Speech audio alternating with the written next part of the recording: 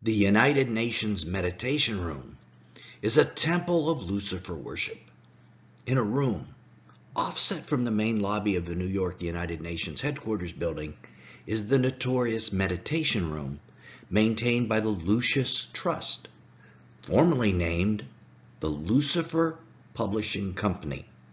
The group maintaining this room was named after Lucifer. Yes, you just can't make this stuff up. The founders of the Lucis Trust worshipped Satan, Lucifer, as the bringer of knowledge to this world. Another major contributor to this room was John D. Rockefeller. The room is one of the greatest symbols of Lucifer worship in the world and links the UN with this practice. Pay attention. This is very important because these guys have a lot of power in this world. First, before we describe it, a shout out to a member of our community, Stephen Welp, who researched this very interesting video and others for us. Now, in terms of this room, there is one way in and one way out through a winding corridor protected by 2 UN guards. The room is wedge-shaped, designed like a pyramid, lying on its side, with a mural placed at the capstone or at the top. In other words, where the pointed top of the pyramid would appear to be cut off, and this unusual mural appears in its place. This is the identical shape and form of the pyramid found on the back of the US dollar bill that is topped by the all-seeing eye. Thus, the mural is representative of the all-seeing eye. In the middle of the room is a large black stone altar made of iron ore called the Stone of Light. Although the UN doesn't acknowledge this, to our eyes, it's representative of Satan himself, a dark force who disguises himself as an angel of light. The iron ore in this rock is lodestone, a natural magnet emitting magnetic waves. Lodestone is associated with magic and Wiccans, and the lodestone at the UN was the largest of its kind ever mined in the world. The foundation of the lodestone is set all the way down in the bedrock below New York City, and the public is not allowed into this restricted area.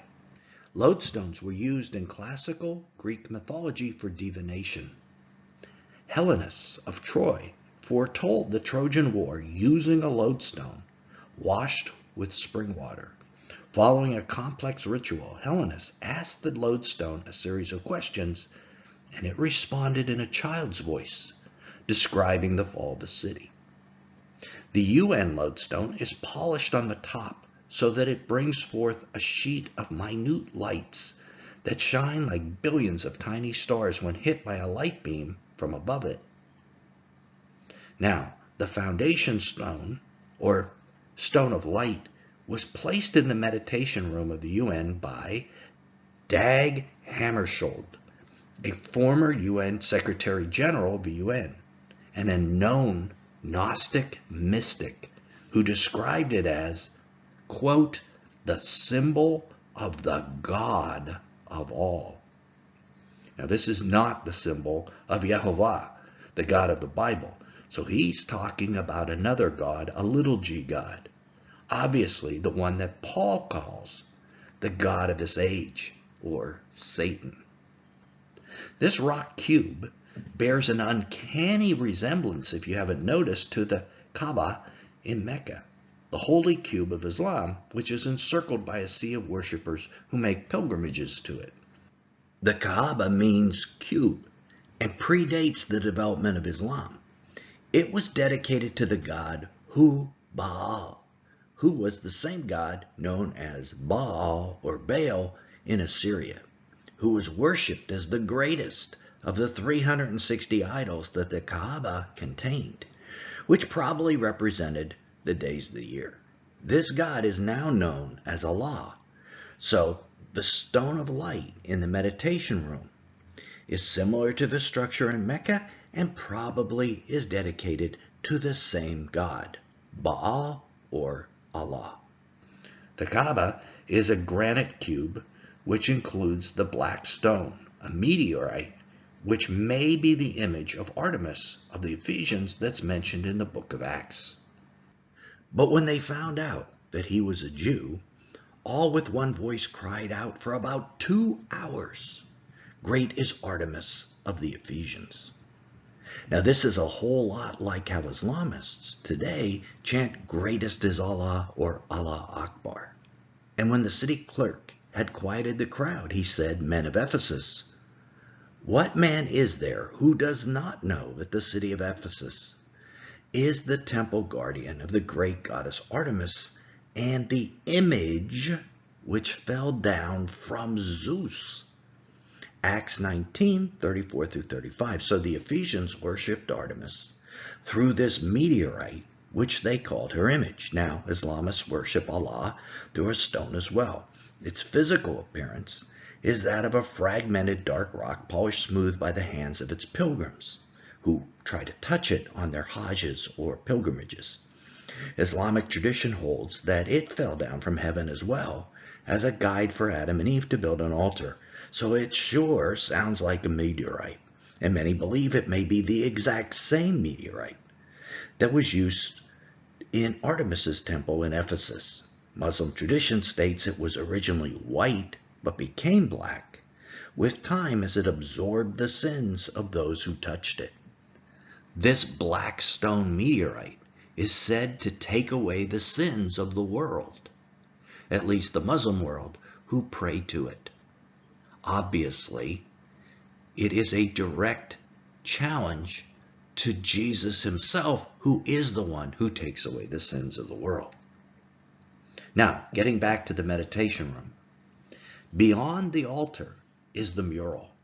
The mural is an abstract tapestry, kind of like in the style of a Picasso painting. The numerology of the tapestry is just riddled with the occult. For example, there are 13 triangle pyramids. There are 13 steps in the pyramid of the US dollar, by the way. There are 72 geometric figures in the tapestry altogether. And there are 72 bricks that make up the pyramid on the back of the US dollar. Do you notice there's like this link between this room and the US dollar? 13 and 72 are very common occultic numeric values. There are 72 columns around the courtyard in St. Peter's Square, by the way, in the Vatican. In an occult pentagram, the points of the star touch the circle each 72 degrees apart. So these numbers 13 and 72 are occult numbers.